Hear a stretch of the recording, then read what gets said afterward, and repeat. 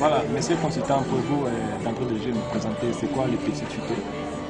Le Petit Futé, c'est un guide touristique qui est de la collection Petit Futé. C'est-à-dire que la collection Petit Futé, c'est une collection internationale qui couvre 180 pays. Et 180 pays, maintenant, nous produisons le Petit Futé de la RDC. Le Petit Futé, c'est un guide pratique et touristique qui vous donne toutes les informations sur le pays, du point de vue géographique, histoire, politique, économie, population, culture, et sur le plan général. Et puis, on vous fait découvrir province par province. Et dans chaque province, on vous indique comment y arriver. Et quand vous y êtes, qu'est-ce qu'il faut, qu'est-ce que vous pouvez faire là-dedans, quels sont les points d'intérêt. Et si vous voulez où loger, où manger, où quoi visiter, comment se déplacer. Et toutes ces informations pratiques, on les met à la disposition des voyageurs au sein du pays. Monsieur, il y a un problème qui se passe au niveau pratiquement de notre pays, puisqu'il y a plusieurs défis à relever en ce qui concerne le secteur du tourisme. Et vous l'avez d'ailleurs suivi dans la salle avec des différentes interventions. Qu'est-ce que vous proposez comme piste de solution à tous ces problèmes qui ont été posés? Moi, je n'ai pas de piste personnelle à proposer, oui. Mais il y a un plan directeur qui a été mis en place et une feuille de route que le gouvernement, à travers le ministère du Tourisme, a élaborée pour pouvoir réaliser, répondre à tous ces défis-là. Parce que nous partons du principe que notre pays a des potentialités.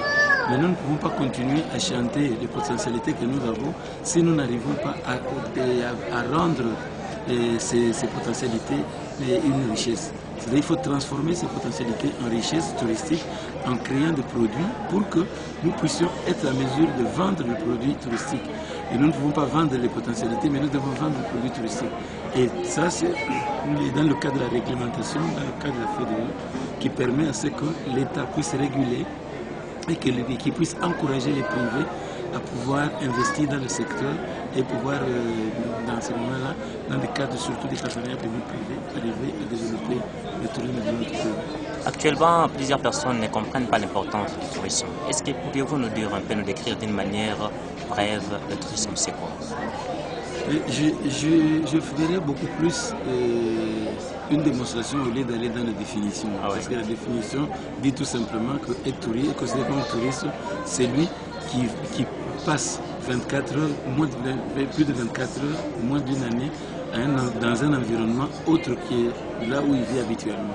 Mais le problème, c'est qu'aujourd'hui, nous devons comprendre le tourisme en termes d'industrie. Et je vais vous expliquer par rapport aux piliers. C'est-à-dire, quand vous prenez un individu qui voyage, et quelqu'un qui quitte le Lubumbashi, qui dit « je vais à Kinshasa ». Mais pour arriver à Kinshasa, il fait quoi?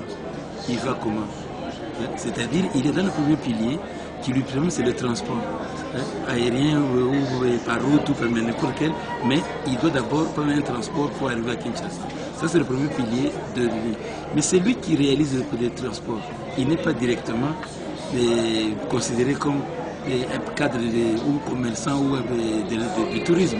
Mais c'est un pilier du tourisme parce qu'il est important pour que la réalisation du tourisme se fasse. Et quand il arrive à Kinshasa, par exemple, il doit se poser la question où dormir. Où dormir? Alors, où dormir, ça nous amène dans l'hébergement et avec le corollaire de la restauration. Et après, il va se dire, mais qu'est-ce que je peux visiter à Kinshasa? Donc, il doit identifier les sites.